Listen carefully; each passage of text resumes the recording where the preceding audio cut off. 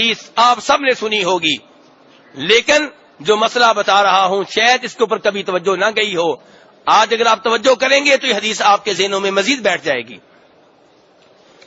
آپ نے سنا ہوگا کہ بخاری شریف کی حدیث ہے کہ پہلی امتوں میں 3 آدمی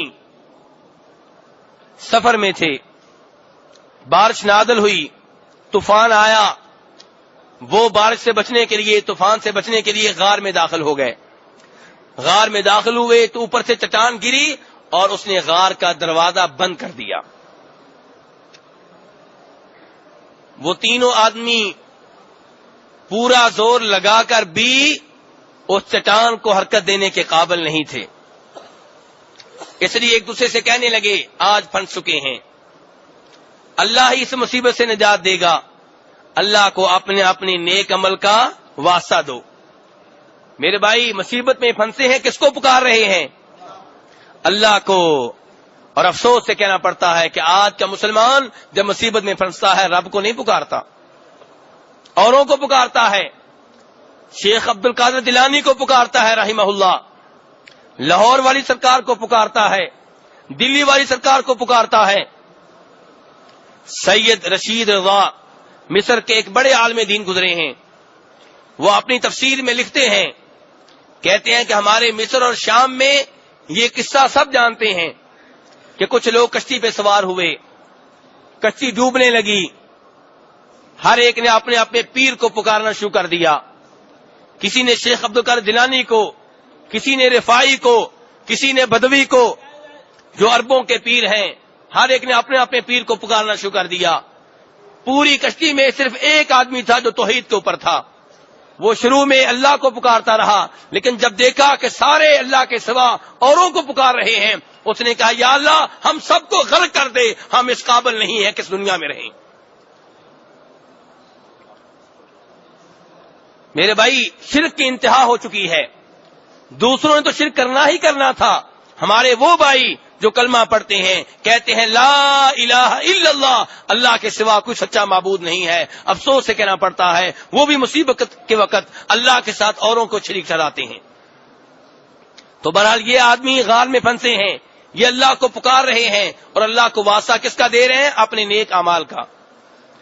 ایک کہنے لگا یا اللہ تو جانتا ہے کہ میرے والدین تھے، میں ان کی بہت خدمت کیا کرتا تھا، میری بکریاں تھیں، بکریاں چرایا کرتا تھا.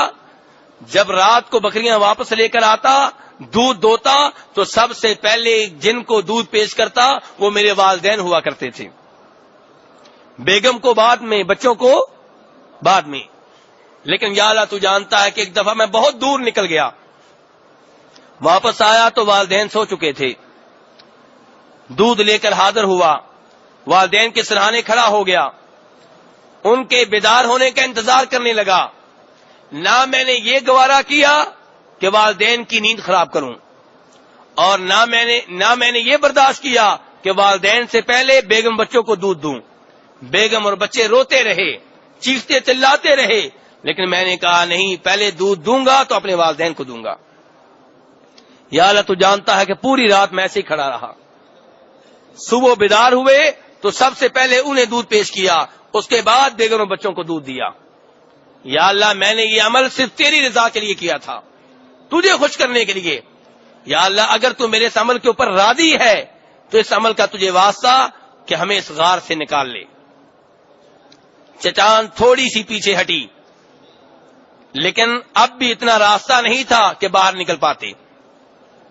اب دوسرا آدمی مخاطب ہوا، کہنے لگا یا اللہ تو جانتا ہے کہ میرے چچا کی بیٹی، میری کزن مجھے بہت پسند تھی، مجھے اس سے بہت زیادہ محبت تھی.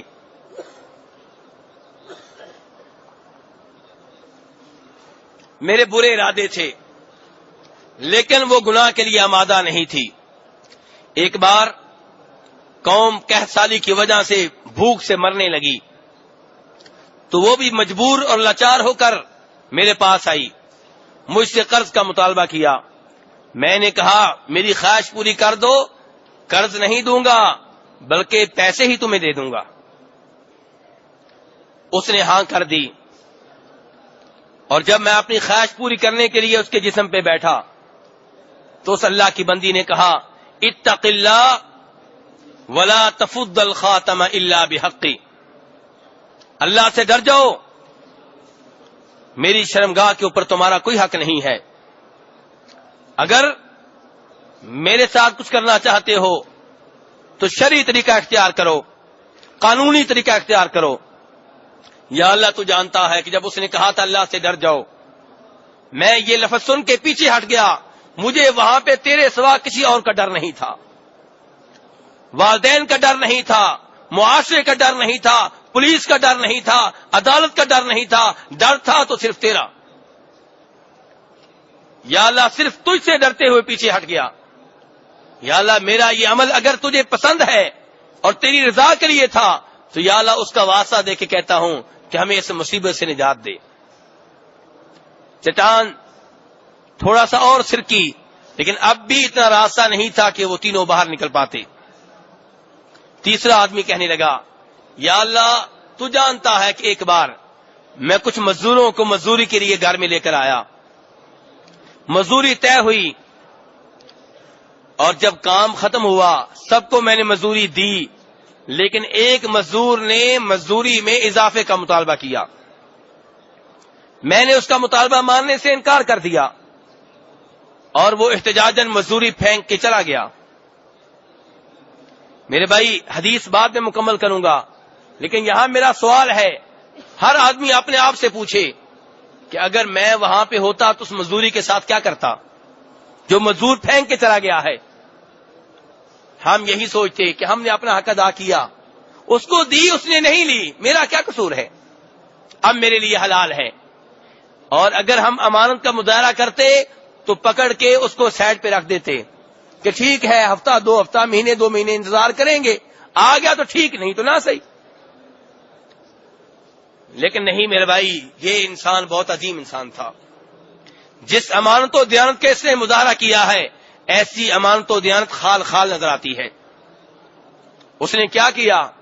اس نے مزدوری اٹھائی، اس سے کاروبار کیا، بکریاں خریدیں، بکریاں بڑھیں، گائیں خریدیں، اونٹیاں خریدیں، یہ سب کچھ بڑھتا رہا، مال بڑھتا رہا بڑھتا رہا۔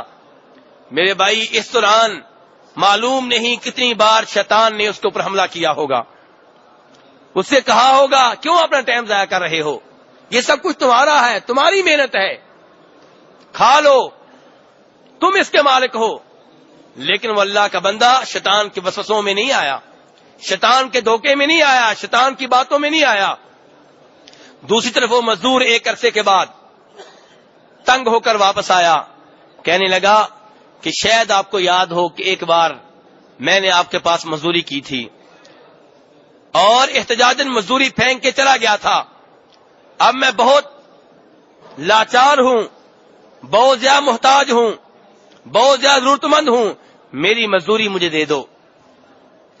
اس آدمی نے کہا کہ جاؤ، وہ جتنی گائیں کھڑی ہیں، جتنی اونٹیاں کھڑی ہیں، جتنی بکریاں کھڑی ہیں، ساری کی ساری لے جاؤ، یہ سب تمہاری ہیں۔